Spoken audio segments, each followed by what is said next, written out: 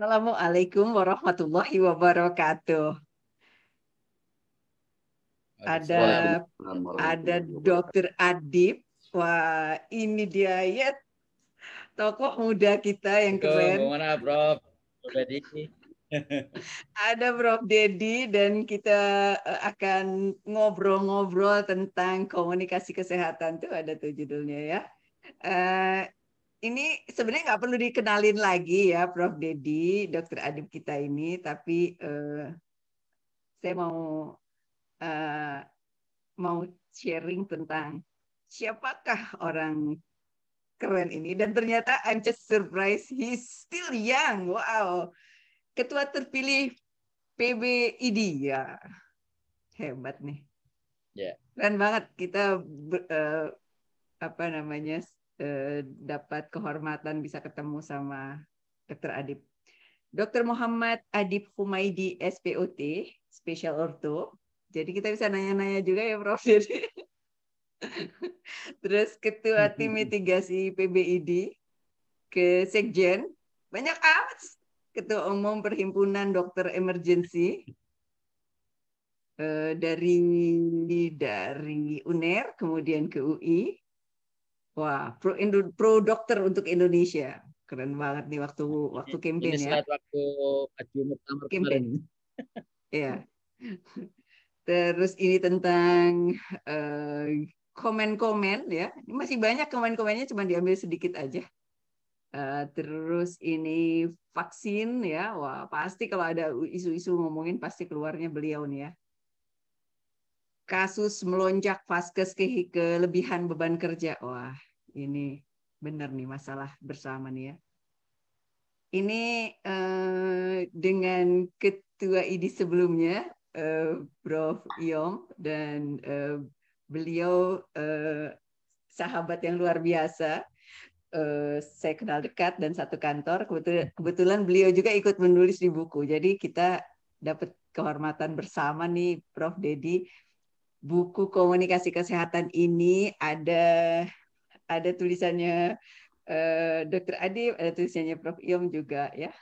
Nih ada nih orangnya nih. Jadi di endorse oleh Dokter Adib. Ini pertanyaan-pertanyaannya banyak sekali akan diajukan, tetapi secara singkat aja. Sejauh mana sih komunikasi dokter, kemudian upaya ID untuk meningkatkan keterampilan, kemudian terkait dengan orto dan lain sebagainya untuk pandemi COVID. Dengan aja. Nanti kita meluncur saja pertanyaan-pertanyaannya. Oke, kita akan mulai. Prof. Dedi, ada yang mau diomongin dulu nggak, Prof? Mau nggak, silakan. Iya, baik, terima kasih Mbak Mona. Ya, memang sedikit introduksi atau semacam prolog ya, tapi sekaligus juga mungkin nanti saya ingin tanyakan juga kepada Dokter Adib sebetulnya ya. Jadi pada dasarnya sih dari sudut pandang komunikasi ya, komunikasi itu merupakan penggerak keberhasilan manusia, orang profesional dalam bidang apapun sebetulnya ya. Tidak hanya dalam bidang-bidang yang mungkin ditandai dengan aktivitas komunikasi yang intensif seperti menjadi dosen, politisi ya, pengacara, tapi juga bagi profesional yang mungkin juga kelihatannya sepintas tidak menuntut aktivitas komunikasi yang banyak seperti peneliti ya.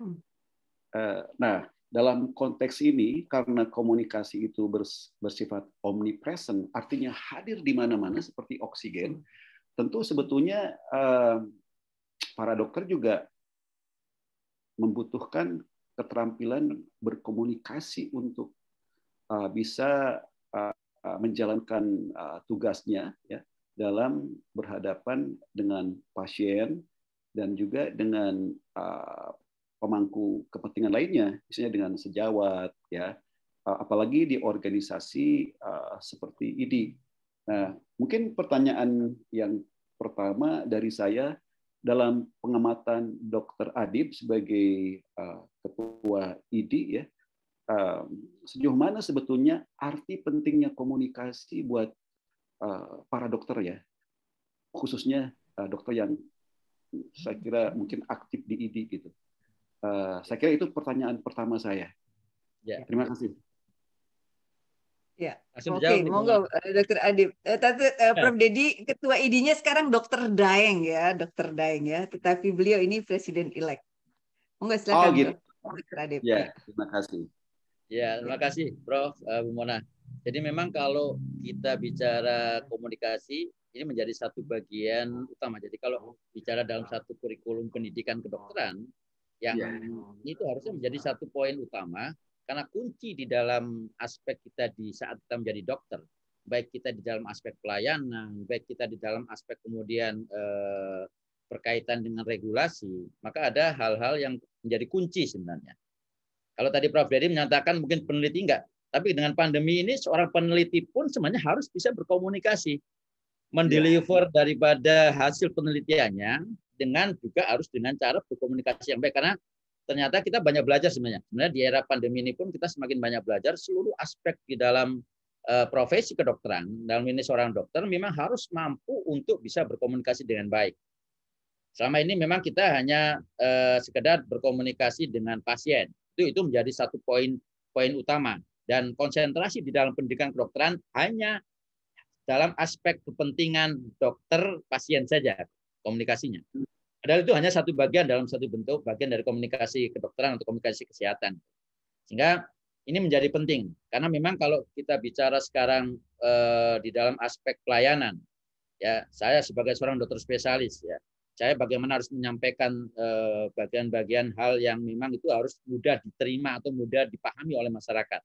Satu sisi yang lain, kita juga punya kepentingan, karena kadang-kadang ada pasien-pasien yang kemudian memberikan satu pertanyaan yang itu seperti pertanyaan second opinion. Second opinion yang kemudian mempertanyakan satu suggestion, saran yang itu sudah pernah dia terima dari seorang dokter yang lain. Nah, hal-hal seperti ini kan tidak kemudian dengan gampangnya kita harus mengatakan bahwa oh ini saya yang betul, dia yang salah. Tidak bisa seperti itu. Nah, ini yang menjadi satu permasalahan yang mungkin Ibu Mona banyak mendapatkan laporan-laporan pada saat di konsil.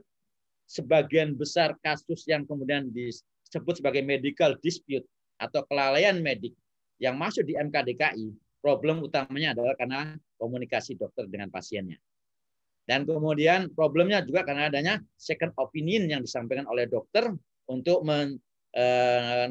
mungkin berbeda dengan dokter yang lain. Nah, hal-hal ini yang saya kira ini dalam aspek yang pertama antara hubungan dokter dan pasien.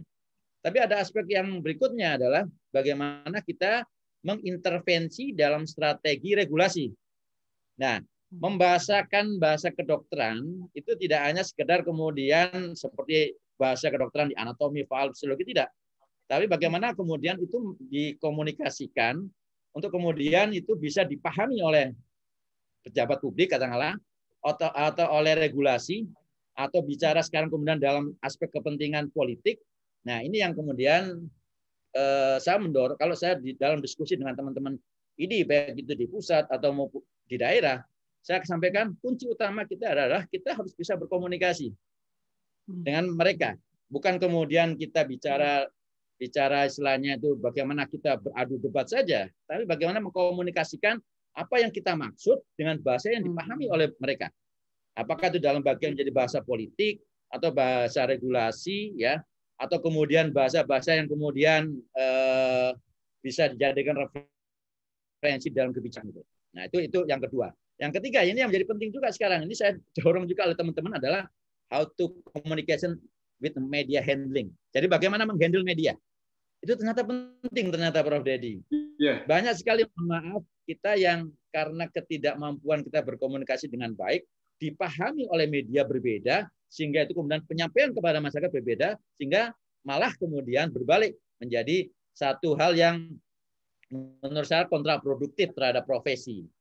Nah, inilah yang kemudian menurut saya tiga hal ini menjadi penting untuk kemudian harus dipahami oleh seorang dokter di dalam mengkomunikasikan, bukan dalam hanya aspek pelayanan saja, tapi dalam aspek untuk kebijakan dan dalam aspek untuk bagaimana kita handle to media. Ini kan komunikasi untuk menghandle to media itu ternyata nggak mudah juga ini. Bung Mona, saya pernah mendapat pelatihan dari World Medical Association dalam leadership and medical advocacy di Singapura. Itu salah satu aspek yang kemudian dia tonjolkan di situ adalah bagaimana kita di dalam satu organisasi profesi kita bisa mengkomunikasikan dan kita bisa menghandle media. Ya, karena itu ternyata penting itu. Di semua negara ternyata hal-hal yang berkaitan dengan komunikasi kesehatan ini menjadi bagian yang penting. Jadi pas banget sebenarnya buku yang kemarin dibuat itu. Terima kasih Dokter Adi. Tapi kan beda ya antara terbiasa berkomunikasi yang mungkin kita kita peroleh lewat pendidikan secara informal dari keluarga, dari pergaulan sehari-hari dengan terampil berkomunikasi gitu. Nah, saya khawatir gitu ya, mungkin karena dokter itu sangat sibuk ya, sehingga mungkin tidak berpikir untuk bisa meningkatkan bagaimana supaya terampil berkomunikasi dengan pihak lain itu, terutama pasien. Nah, sejauh ini sebenarnya upaya-upaya apa yang telah dilakukan oleh para dokter ya, termasuk barangkali di IDI. Apakah ada pelatihan atau lokakarya tertentu? Kalau Dokter Adib kan termasuk yang saya kira sudah banyak ya menghadiri, melakukan pelatihan itu ikut serta gitu. Tapi yang lain kan belum tentu juga. Adakah upaya-upaya ke arah itu atau seperti apa? Ya, jadi yang pertama memang harus dimulai dari saat pendidikan kedokteran. Ini beberapa kali memang di dalam pendidikan kedokteran ada bagian yang disebut dengan komunikasi efektif. Tapi itu hanya sifatnya kemudian kalau beberapa kali kita melakukan satu wawancara, terus kemudian kita berdialog dengan mahasiswa, kemampuan komunikasi mahasiswa di dalam menyampaikan informasi kesehatan kepada pasien atau menginformasikan penyakit kepada pasien atau akan merencanakan sebuah tindakan pada pasien itu hanya seperti sebuah doktrin. Nanti kamu ngomong, saya akan mengerjakan ini sesuai dengan kode etik kedokteran. Setiap kali kita ujian OSCE, istilahnya ujian OSCE itu seperti itu aja. Itu yang saya takutkan. Ini beda. Saya selalu sampaikan ke mahasiswa saya, kamu nanti berhadapan dengan pasien itu nggak bisa kayak begitu, beda. Karena kamu akan bicara dengan siapa? Kamu bicara dengan orang di daerah Jawa, dengan Sumatera, dengan Sulawesi, Kalimantan akan berbeda. Nah, tergantung juga dengan orang yang akan kita hadapi. Tapi bagaimana sekarang kita mengkomunikasikan itu dengan baik? Nah, ini yang saya kira memang, mohon maaf, bisa saya katakan masih kurang di dalam pendidikan kedokteran. Dan kemudian kalau kemudian apa yang harus kita lakukan, kami dari IDI pun sebenarnya saat ini kami pernah membuat satu pelatihan sebenarnya. Pelatihan dalam bagian pelatihan itu ada nama yang kita pernah dapatkan di Singapura. Itu kemudian kita jadikan satu program di PPID. Kemudian melibatkan teman-teman dari IDI cabang, IDI wilayah. Minimal untuk teman-teman pengurus, minimal. Nanti dari teman-teman pengurus, kemudian kita training of trainers untuk kemudian juga kepada anggota. Nah, tapi ini memang belum semuanya kita latih ya. Tapi paling tidak memang ini nanti harus gitu. Dari kami ya di IDI punya kewajiban untuk kemudian meningkatkan kemampuan komunikasi para anggota dan para pengurus ya terkait dengan hal-hal yang tadi kita diskusikan. Ya, silakan Mbak Mona. Kalau ingin meneruskan. Saya tadi udah catat nih 3 hal nih ya. Jadi dokter dengan pasien, termasuk juga dengan second opinion. I believe ini beneran nih second opinion nih penting banget nih. Ternyata penjelasan ini bikin saya meskipun saya udah familiar dengan itu gitu ya. Tapi iya bener, second opinion ini yang sangat mungkin membuat orang mengadukan karena dia udah ketemu dokter ini terus dia datang ke sana, enggak gitu deh kayaknya, harusnya periksanya harusnya disebut sakitnya ini dan lain sebagainya, dan itu membuat yang sakit jadi panas, kesel, dibantuin sama pengacara jadi mengadukan dan lain sebagainya. itu artinya interpersonal communication-nya harus bagus. Sama yang highlight juga, yang tadi menyampaikan kepada pembuat regulasi itu seperti apa supaya bisa mengerti sudut pandang kedokteran. Karena perspektif dari pembuat regulasi yang tidak memahami sudut pandang kedokteran akan membuat, padahal dia yang punya hak untuk bikin regulasi, dibikinnya sesuai dengan pemahaman mereka gitu ya kan, ada bias. Sama yang ketiga, saya suka sekali dengan perspektif media tadi. Medianya kita jadi bagi dua, media konvensional sama media baru. Bayangin media baru aja, sosial media aja udah beda lagi sama media TV, radio dan lain sebagainya. Ya, saya setuju itu. Nah, sekarang gimana caranya supaya dokter ini makin ngeh gitu, nggak cuman karena kalau nggak diangkat-angkat kan nggak ngeh nih bahwa itu tuh penting untuk dikuasai gitu. Gimana, Dok? Ya, jadi memang tidak mudah ya, karena kalau kita bicara secara teori ya pasti sudah ada. Bahkan kalau saya bisa katakan referensi dari bukunya Bu Mona sama Prof. Dedi ini menjadi referensi utama. Saya beberapa kali di dalam satu forum saya punya referensi yang cukup bagus yang bisa dipakai untuk para teman-teman untuk belajar how to communication gitu loh, dalam komunikasi kesehatan dan kedokteran. Tapi sekali lagi seperti sampaikan Prof. Dedi tadi, kita bukan hanya butuh secara knowledge-nya saja, kita butuh untuk kemudian mentraining untuk kemudian mereka bisa berkomunikasi. Bahasa yang kemudian bisa kita lakukan adalah kita bicara banyak sekali special case ya, kasus-kasus khusus yang kemudian itu bisa dijadikan contoh untuk sebenarnya bagaimana itu mengkomunikasikan dengan baik. Jadi itu bisa kita lakukan sebenarnya di dalam pendidikan kedokteran. Nah, ini dalam satu aspek pendidikan kedokteran, permasalahan komunikasi ini memang menjadi satu poin utama yang kemudian kita dorong untuk kemudian lebih di stressing di dalam revisi Undang-Undang Pendidikan Kedokteran itu, Bu Mona, yang sekarang lagi kita advokasi dengan DPR. Iya. Kalau dilihat dari hulunya di kurikulumnya kayaknya kurang deh kayaknya. Ini pemahaman saya kurang deh. Ada aja aturannya iya, tapi enggak implementasinya. Betul ya. Ya. Ya, Prof. Dedi, Dokter Adi, ya, buku kami kan sebenarnya ada sudut pandang khusus ya, pendekatan antar budaya. Itu yang barangkali membedakan dari komunikasi kesehatan atau komunikasi terapeutik dalam pengertian umum yang mungkin dipahami oleh para tenaga medis selama ini ya. Artinya fokus atau perhatian terhadap perbedaan budaya ini mungkin tidak sekhusus seperti perhatian kami gitu. Karena memang Mbak Mona dan saya itu juga selain mendalami komunikasi kesehatan juga komunikasi antar budaya. Nah, barangkali saya ingin mengetahui pengalaman pribadi Dokter Adib sendiri ya.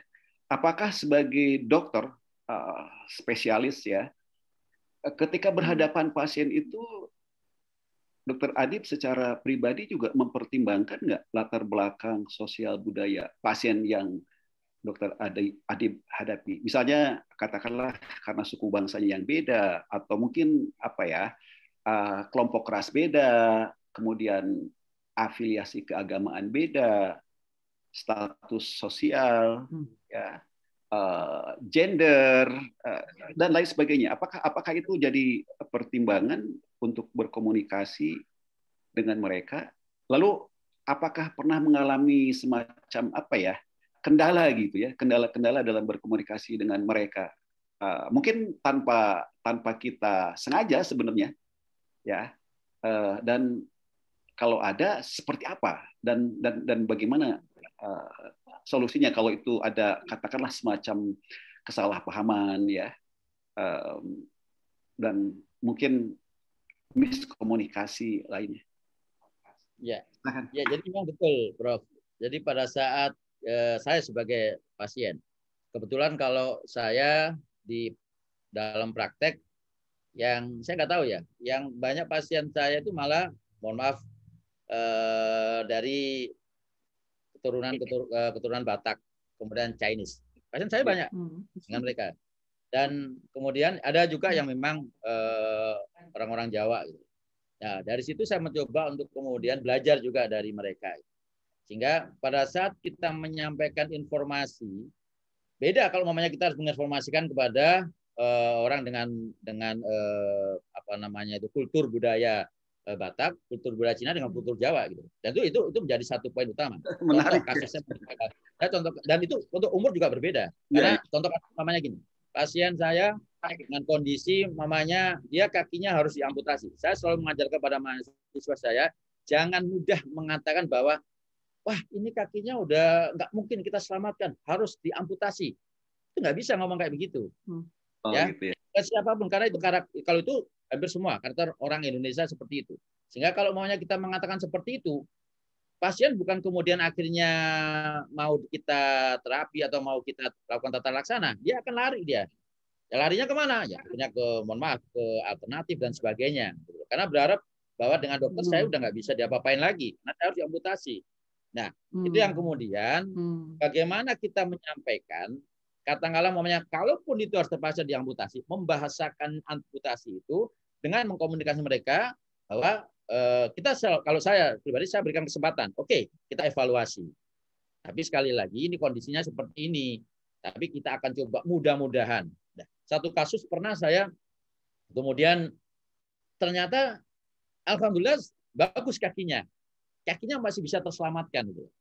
Nah, artinya itu kemudian menjadi satu harapan gitu dari pasien itu, sehingga kaki saya alhamdulillah nggak jadi diamputasi. Nah, hal-hal seperti inilah yang kemudian menjadi penting ya. Ada ilmu kedokteran yang memang itu kita bisa ini prognosisnya jelek, tapi sebuah prognosis jelek itu tidak kemudian kita harus sampaikan bahwa seperti tidak ada harapan. Nah, ini kan salah satu contoh yang kemudian bagaimana kita mengkomunikasikan yang baik kepada pasien dan keluarga, apalagi kalau udah keluarga. Karena karakter itu jadi penting. Keluarga dengan karakter Jawa, Batak, Chinese itu akan berbeda-beda. Nah, bagaimana kita bisa mengkomunikasikan dengan baik? Kuncinya adalah, kalau saya selama ini saya lihat, tingkat kepercayaan pasien itu akan bisa kita dapatkan kalau kita bisa berkomunikasi dengan baik. Seorang pasien dengan, mohon maaf, nenek-nenek, karena pasien saya kebetulan banyak kan nenek-nenek. Mereka akan datang dan kemudian mereka mungkin tidak sampai istilahnya ini. Yang penting datang, kemudian diberikan senyuman, terus kemudian diajak ngobrol sebentar saja sambil dipegang, itu udah senang, itu udah sugestinya. Kalau mereka bilang, saya udah ketemu dokter Adib aja udah 70% saya sembuh. Nah, bahasa-bahasa seperti itu yang menurut saya yang, mohon maaf, kadang-kadang kita lupa gitu loh.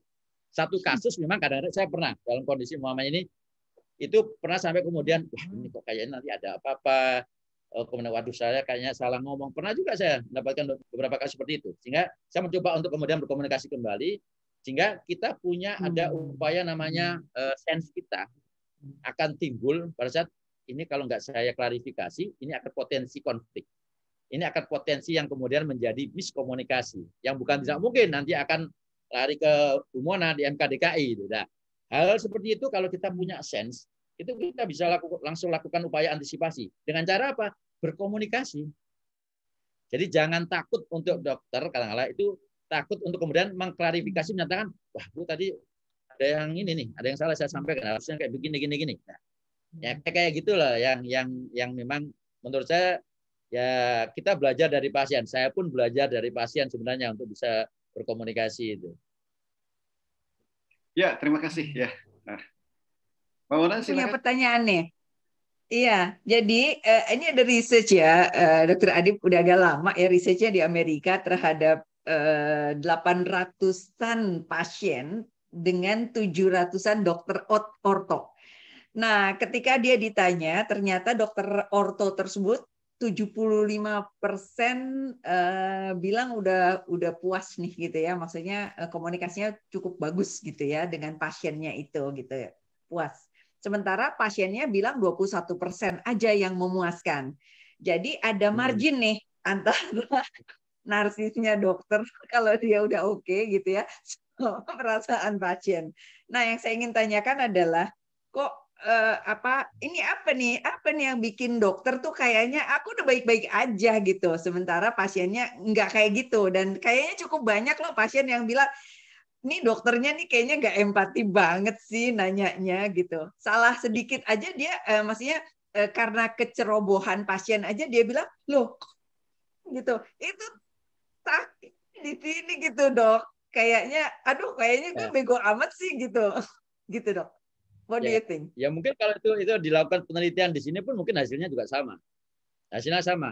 Karena perspektif pasien dengan perspektif kita pasti berbeda. Kalau kita perspektifnya bahwa kita udah semua udah saya jelaskan, inform consent sudah saya jelaskan, terus kemudian penyakitnya ini saya jelaskan dan saya mau ada rencana tindakan udah saya jelaskan. Tapi masyarakat atau pasien itu ternyata tidak hanya butuh itu. Bahkan katakanlah mamanya dia hanya butuh bahwa di dalam teknik berkomunikasi, bahkan kemudian ada cerita-cerita yang mungkin ditambahkan di dalam teknik berkomunikasi itu yang mereka butuhkan sebenarnya. Atau bahkan bukan tidak mungkin, secara pandang, menatap pasien. Itu juga penting. Ada pasien pernah mengeluh ke saya, dok, saya mau protes. Kenapa? Sama dokter itu, saya nggak pernah dilihat muka saya, dok. Jadi saya langsung tanyain apa-apa, terus kemudian saya tulis resepnya. Ada yang kayak begitu. Nah, ini yang ternyata. Jadi kalau tingkat kepuasan daripada pasien, itu tidak hanya sekedar dengan perspektif kita udah jelaskan anamnesa ini udah kita lakukan dengan baik. Itu kan dalam perspektif di dalam ilmu kedokteran. Tapi di dalam perspektif ilmu komunikasi tidak semuanya itu dijalankan.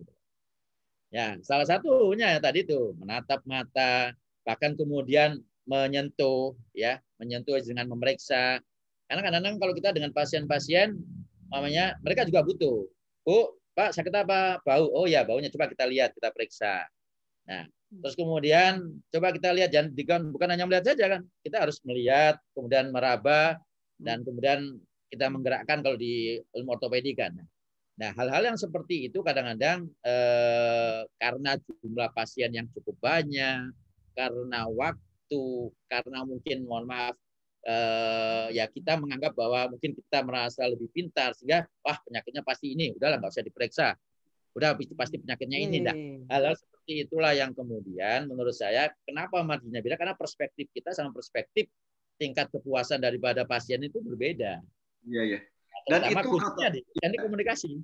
Ya, kata penelitian ya meskipun bukan di negara kita, memang sentuhan dokter itu artinya sentuhan yang proporsional ya. Itu menyenangkan bagi pasien. Bahkan katanya ada korelasi antara sentuhan pasien itu dengan dengan kecepatan pasien untuk lebih cepat pulih gitu ya, kecepatan pasien untuk pulih. Meskipun saya belum pernah dengar sih di Indonesia ya. Tapi yang menarik, dok, memang ada ada dugaan bahwa sebagian dari pasien Indonesia yang pergi ke luar negeri untuk berobat seperti ke Singapura dan Malaysia ya, itu konon karena memang bukan karena kompetensi dokter ya, tapi memang mereka merasa bahwa komunikasi di luar negeri itu menurut mereka lebih efektif gitu ya. Saya sendiri nggak tahu bagaimana pandangan dokter Adib dalam hal ini. Ya, jadi itu memang betul. Jadi ini yang kemudian laporan atau pengalaman-pengalaman yang kenapa kemudian banyak pasien Indonesia yang berobat lari ke sana itu kemudian setelah kita kaji problemnya memang hanya problem komunikasi. Karena kalau kita bicara knowledge, kita bicara skill, kita nggak kalah sama mereka. Betul. Nah, cuman ada kelemahan tadi itu, bagaimana berkomunikasi, dan itu kita semacam ada konvensi yang memang kuncinya bagaimana kita bisa mengkomunikasikan. Karena satu sisi itu adalah salah satu upaya untuk menarik kembali supaya mereka tidak berobat ke luar negeri. Satu sisi yang lain juga adalah bagaimana kita mengurangi tadi medical dispute, medical error, sehingga akan berpotensi pada hal-hal yang berkaitan dengan malpraktek. Nah, ini dua hal yang sekarang kita tekankan ya. Kalau di bidang kami itu juga selalu kami ingatkan di dalam proses pembinaan terkait dengan masalah etik, itu kita masukkan itu. Masalah-masalah ini kita masukkan. Oke. Terima kasih, Dok. Prof. Dedi, ini cukup. senang sekali ya. Waktunya udah jam segini, kita dapat blessing ya, dapat kesempatan nih ngobrol. Dokter Adib, sedikit aja closing. apa yang harus dilakukan atau himbauan kepada dokter Indonesia untuk mengembangkan tidak hanya kompetensi biomedis, tetapi juga komunikasi dan culture? Ya, kalau bahasa sebelum melangkah kepada himbauan, saya ingin memberikan satu gambaran. Ada satu anekdot ini ya, mungkin tidak semuanya benar. Pasien yang dokter yang banyak pasiennya, bukan dokter yang pinter, tapi dokter yang bisa berkomunikasi. Karena pasien pun nggak akan tanya, dok dulu peringkat berapa, dok dulu IP-nya berapa, nggak pernah nanya gitu. Tapi berkomunikasi. Bahkan kalau ada anekdot, orang yang dulu sekolah dokternya lama, biasanya komunikasinya paling baik. Itu yang pasiennya banyak biasanya. Menarik ini, menarik. Itu anekdotnya begitu. Tapi paling tidak memang kalau dalam aspek komunikasi ini menjadi satu kunci ya. Ya, kalau kemudian sekarang buat teman-teman sejawat dokter, kami ingatkan untuk kemudian jangan pelit bicara dengan pasien, jangan pelit untuk kemudian berkomunikasi dengan pasien. Bahkan kalau mungkin katakanlah ada hal-hal yang kira-kira ini ada karakter yang memang sense mereka sedikit kritis, jangan segan-segan kalau nggak apa-apa kasih nomor WA. Karena semakin dia bisa berkomunikasi dengan kita dengan cepat, apalagi dengan kasus-kasus yang memang itu kemudian agak sedikit mengkhawatirkan dari sisi pasien, maka itu perlu mereka langsung berkomunikasi dengan kita. Sehingga mereka mendapatkan jawaban langsung dari kita. Sehingga itu yang kemudian menjadi penting, sehingga komunikasi ini menjadi satu bagian utama di dalam proses pelayanan yang kemudian kita satu sisi kalau kita komunikasi baik, insya Allah pasien akan senang, pasien pun juga akan banyak masuk kemudian ke ruang praktek kita dengan senyuman dan dengan cara komunikasi kita itu menjadi satu kunci kesembuhan juga buat pasien. Dan dia nanti keluar pasti akan ngomong, dokternya enak. Dia akan ngomong ke semua pasien sehingga dia dokter itu insya Allah juga akan mungkin lebih banyak pasiennya dan lebih laku. Berkah dunia akhirat ya. Oke, terima kasih. Kita sudahi ya, Prof. Dedi ya. Iya, Mbak Mona. Terima kasih Dokter Adib ya. Ya, itu kami doakan semoga selalu sehat ya. Sehat dan amin. aktivitas medisnya berkah gitulah. Iya, dokter adalah pahlawan kesehatan. Terima kasih sudah menjadi dokter. Dokter Adib juga terima kasih sudah memimpin dokter, juga untuk Dokter Daeng dan seluruh teman-teman di ID. Terima kasih, kita sudahi. Oh iya, promosi dikit. Prof. Dedi tuh mau bikin humor loh, buku komunikasi humor. Jadi nanti ditambahin tuh ceritanya. Punya ada toko itu Prof. Dedi, ada namanya Dr. Sofyan Nasdam, spesialis saraf. Dia sudah pernah buat buku humor kedokteran itu sampai beberapa seri. Nah, nanti saya kasih nomornya itu ke Prof. Dedi itu. Oh iya, terima kasih.